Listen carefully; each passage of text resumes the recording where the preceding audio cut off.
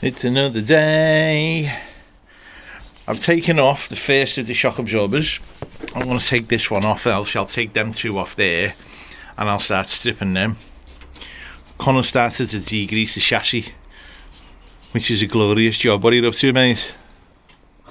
Cleaning the entire chassis with a toothbrush. Anyone who thought working on these cars was glamorous is completely and utterly wrong.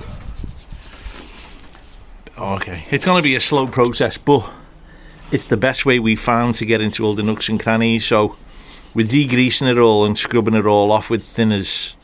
Then we'll go over it with scouring pads and wash it all down. Then we'll sand it and prime it and repaint it. But like I say, it's a slow job, but it's the most effective way that we found to doing it. If you know a better way of doing it, let me know.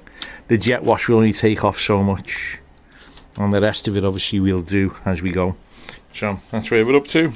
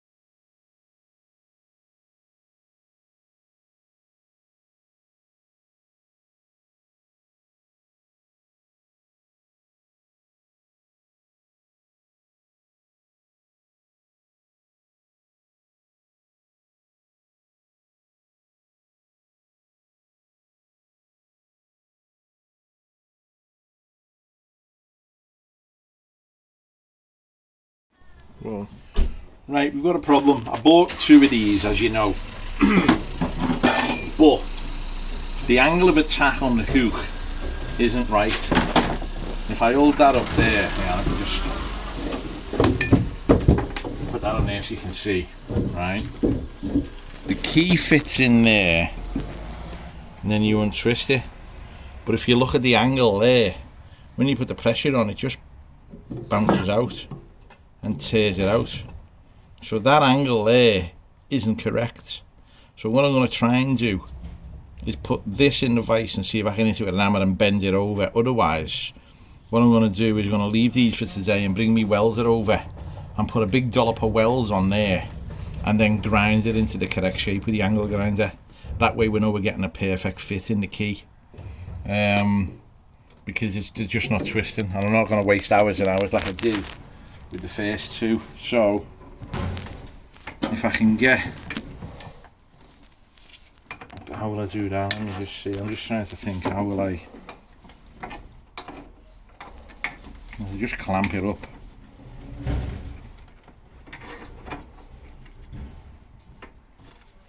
I can batter it with the hammer.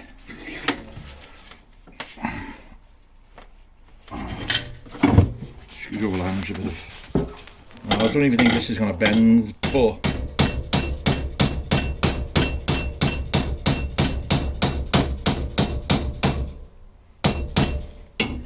it might be a quick fix. So I don't think that's got any on it. Oh yeah, it's got a bit. Got a bit of a bend on it, eh? mm. Not a lot, like.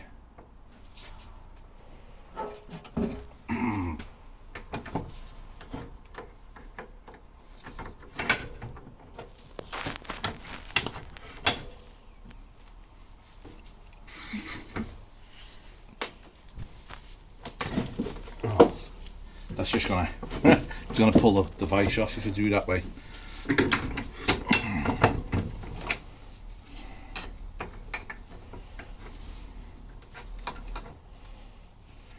We'll try bending one and I'll weld the other one. I'll do that tomorrow. Bring the welder home. Shove it a bit.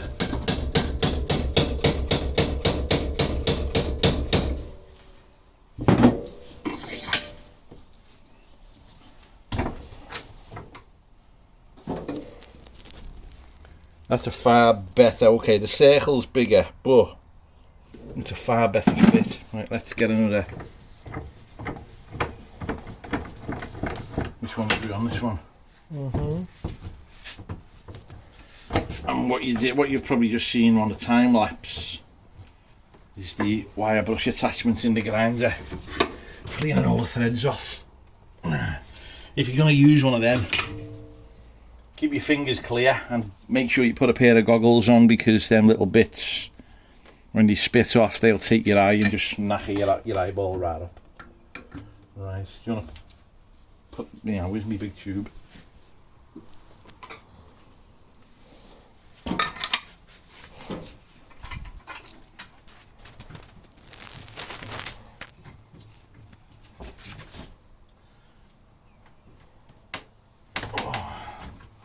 Okay, well it's Biting better, huh? You're going to have to hold it for me, mate. Hang on. And put this back in the thing. Yeah, put it back in. Right, one of the jobs I wanted to do, which is the only reason, well, not the only, but the main reason I took the engine out, is to get at the cooling system, the plumbing. What I want to do is replace all the hoses, because all the hoses that are on the car are original, so they're probably 25 years of age.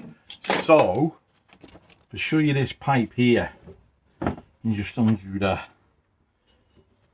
The pipe work has all obviously been made up by Vince, and I'll show you.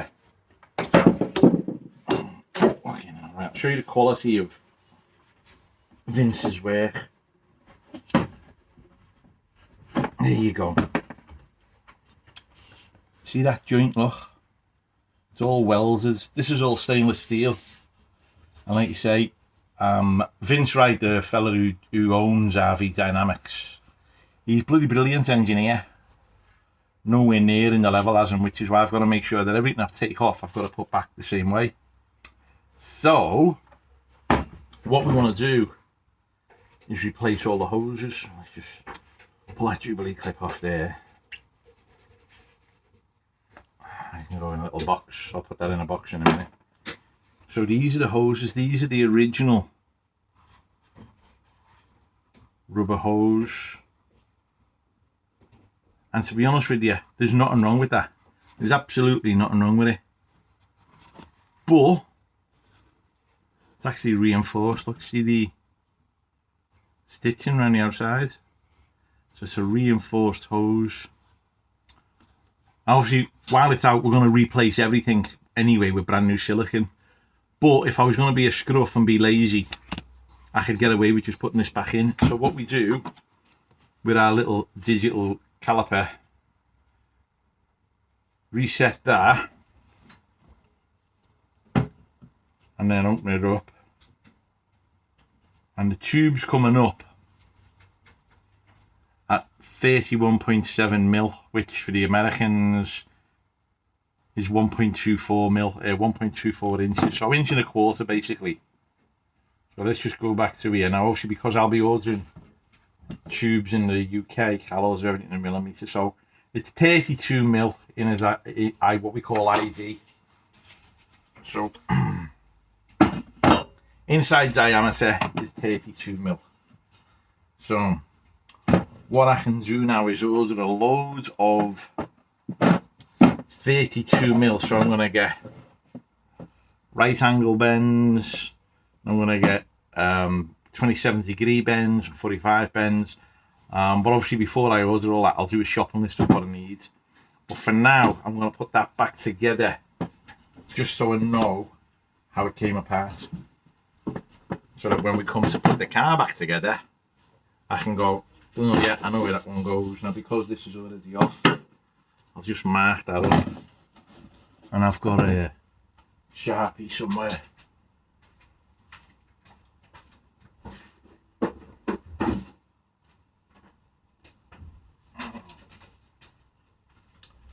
Okay, so this is the offside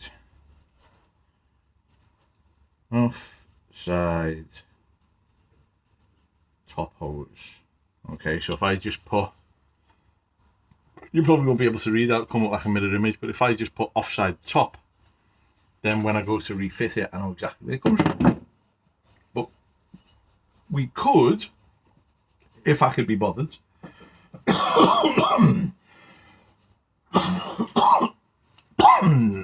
we could polish that. Because it's stainless steel, I could polish that up and it would come up like a mirror. But you're never ever going to see it, so is it really worth it? I'm not building a show car or something that's going to sit on a trailer and drive. I'm building something that's going to be used. So I'll just clean it up, but I'm not going to waste my time polishing it. So well, that's where we're going. So it's a 32 mil hose and buy on order loads of it. Right, we've degreased most of it. We're going to start sanding it now, but this is why you wear goggles. Right, all that is grease and thinners which would have been splashed in your face. So if you want to look like a Dalmatian, like the sexy geezer, wear your goggles when you're doing any of this. I've just done my shopping list. We need 10mm water hose, about 4 meters of it. 32mm water hose, all in all about 3 meters. I need 4 90-degree bends, 2 27-degree bends, all in 32mm. And I need 8mm fuel hose, we'll get 2 meters of that. And obviously a big box of Jubilee clips. All down there, look, is the original braided fuel hose. Nothing wrong with it, it works, but it's old, it's prehistoric, so it's all coming out and it's all being replaced with brand new sexy stuff. Again, you'll never ever see this, but I know it'll have been done, and whoever buys the car in the future will know that it's being done. So that's where we're up to.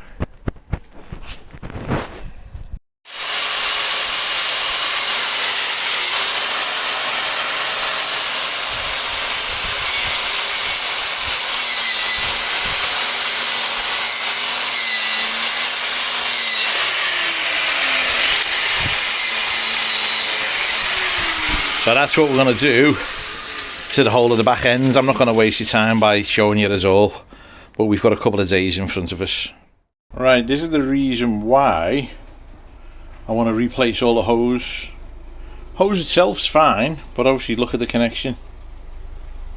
So there was a chance it could have failed. That's the way it's come off. Obviously it's just age with the Jubilee clips being. It was that bad on the other end, we've had to cut it off to get it off. But anyway, there's another bit of scrap for the bin. But that's why, if someone says, why are you replacing all the hoses? What a pain in the ass. That's why we're replacing all the hoses. Because some of them, or others, could be like that. Okay, so we got the water pump off.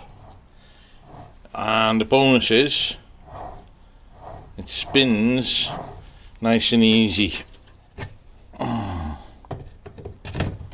And obviously, besides a little bit of corrosion there, old school, it's fairly clean. So what I'm going to Google and have a look at is whether or not we can change the bearing, because the bearing's got no play in it at all, so it doesn't need any, and it wasn't leaking. So maybe I should just clean it all up and put it all back.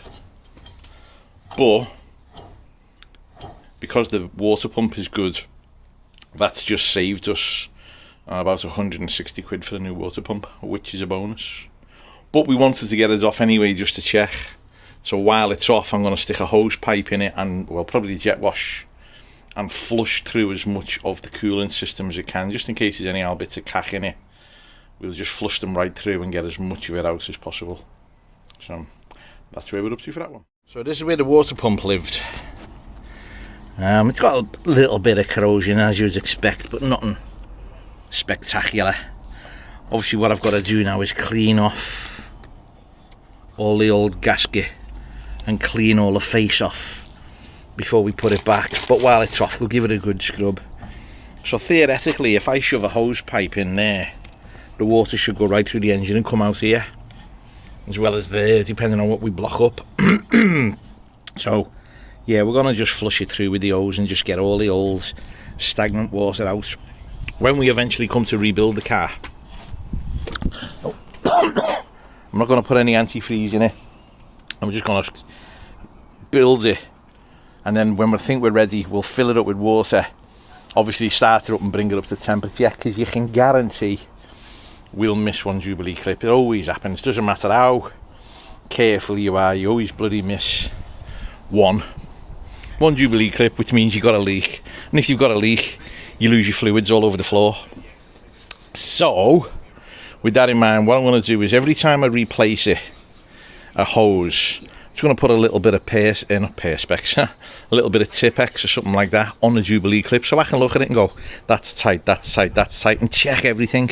Now once we know everything's correct and the engine's running, it's up to temperature and it's not losing water, then I'll drain the system, obviously, and I'll fill it right up then with antifreeze. But I've made that mistake in the past. I put about 50 quid's worth in my old one when I had the V12, started it up, and there was a hose, one Jubilee clip had missed off, and that's the mistake I learned from, so we won't be doing that again. Nice easy job taking the drive shafts off. I've already took that side off, we're going to do this side. So first thing I've got to do, which is nice and simple, is take off this little, oops, there you go, that little hubcap. Put that somewhere safe, mate. Just put that down there. Right, now what you can see, actually I'll give the camera, is just inside there, there's a split pin. So all I've got to do is get that split pin out, and it's a bit awkward because I can't get to it very well, and then take that crown nut off. That's all I've got to do, and then slide the prop shaft, the drive shaft out. So that's what I'm going to do now. It's going to be a bit awkward because I can't get to it very well. There you go. Okay, so we've got the spring clip out, loosen that nut, big crown nut, Oops, there you go, that's off. Oh yeah, look, I just pushed that out with my thumb. Connor? Yeah. Have you got gloves on? Yeah. Yeah, then come and grab this. Look at the giddy son. Drive shaft. Just lift it out. It's not heavy.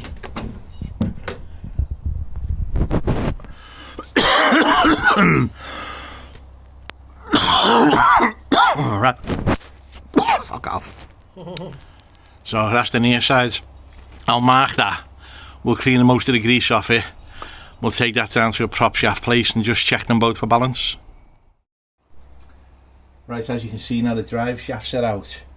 I've pulled away all the wiring and tube work that we don't need, and what we found is that one of the handbrake cables is frayed here, so we're going to buy a brand new handbrake cable for it. The other one, it looks like it's been replaced. Look, there's the two different styles, so one of them has been replaced in the past, so it's not a problem. We're just going to replace the other one. You get these off a company, if they're still going, called Speedy cables, but I've got all the specifications for that at home. So we'll disconnect the handbrake cable, take that off, and we'll get some new ones to put them on. But for now, I can get right at the chassis properly. Yeah. Right, what we're doing today, as you can see, engine's out, most of the chassis being cleaned. So what I've got in here is all kinds of different degreasers. So we're just gonna literally spray everything down and then get on it again and just give it another degreasing before we start looking at primer in it. Obviously it's not 100% done, but what we're finding is, as you're doing it, we're finding spots that we've missed, and you're just rubbing oil from one place to another. So if we can break off all the oil, break it all down, and we're away. I'm lying on the floor, as you can probably tell. There's the car. The job for today is to take this plate off here, same on the other side. Once that plate's off, I can get the radiators out. Once we've got the radiators out, I can get to the last of the chassis and rub it all down, and then they can all be painted, well, primed and painted. So yeah, I'm going to spend most of today lying on the floor under the car. Right, this is the floor panel that went under the radiator like that. As you can see, look, it's corroded away, and I've had to crowbar it out because the fixings were knackered. But I've got a sheet of aluminium in my garage, so it's not a problem. What I'll do, I'll use this as a template and make a couple more, because no doubt the one on the other side will be the same. So what I'm going to do is take this radiator out now I can get to it, and then I'll have to probably slide the car over that way, because what I was doing is angle grinding it. I've got the hose set up there, and I've got a fire extinguisher there just in case the fucking thing went on fire, because obviously it's not good flopping a load of sparks around off an angle grinder onto carpets and rubber mats. But yeah, I've done it nice and slow. It took me time, so it was easy to lie there and get under it. But there's no way my skinny little ass is going to fit down there, so I might have to lie under here and do it from that angle, which is why I've got it up on the big actual stands. But we'll get it off, we'll sort it. Right, just to remember, when we rewire this, the orange and green goes on the bottom. This is the fan wire, disconnected, and then in there is the two wires that run the temperature sensor. So what I've got to do is disconnect that hose, and we should be able to twist it out. There you go, there's one radiator out. So I'll get that tested, cleaned up.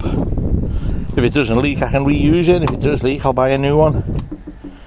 But like I say, if it's not broke, they're about 50-60 quid each, so 120 quid that I don't have to spend if it's not broken. And same with the other side, but gives you access now, look, to the brake servo, and then we can clean all of that up and get right into that corner.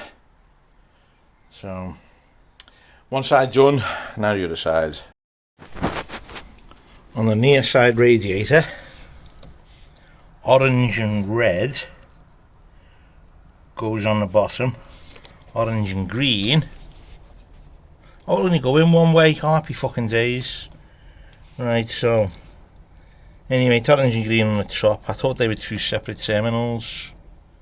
Yeah, that's fine. No, that's fine, that's going to be a piece of piss. Sun's out, car's up, it's had its first coat of primer. See that sort of purpley tinge? That's this special rust remedy that you put on. It goes on white like milk, and when it dries it treats bare metal and changes the chemical composition so it becomes super duper rust proof. I can't remember what it's called, but it cost a bloody fortune, so it better be good stuff. So what I'm going to do today, start painting the chassis. I'll start at the front, work my way back, then I can get underneath, paint the bottom again, start at the front, work my way back. I've just been, the radiators, as you can see, the radiators are out. I've just been down to a radiator remanufacturer place to get them reconditioned, and he's opened them up and he said they're fucked. He said they're completely fucked, mate. There's nothing we can do with them. So I'll be ordering 2 brand new radiators, which is a bit of a bitch because I wanted to recycle as much as it can. A little bit for the environment and partly because of my minge bag. But mostly because if I use the original stuff, I know everything is going to bolt back millimetre perfect and I'm not fabricating new brackets. But as it is, it's just a little bit more work. It's got to be done anyway, so I'll sort that out. There's another little few bits and bobs like the brake hoses, the brake pipes. To get it through its IVA, they need to be clipped in every 300mm, and just between that clip there and that clip there, without even looking at it, I can tell you that's over 300, that's about 400mm. So I'm going to buy a new packet of clips and just add little clips here and there just to make sure it's all fully secure. I might have a few in the garage from when I built mine, but I haven't seen them for years, so it's something that you can buy and have in the drawer, and you might come in useful in the future, mightn't you? So there you go.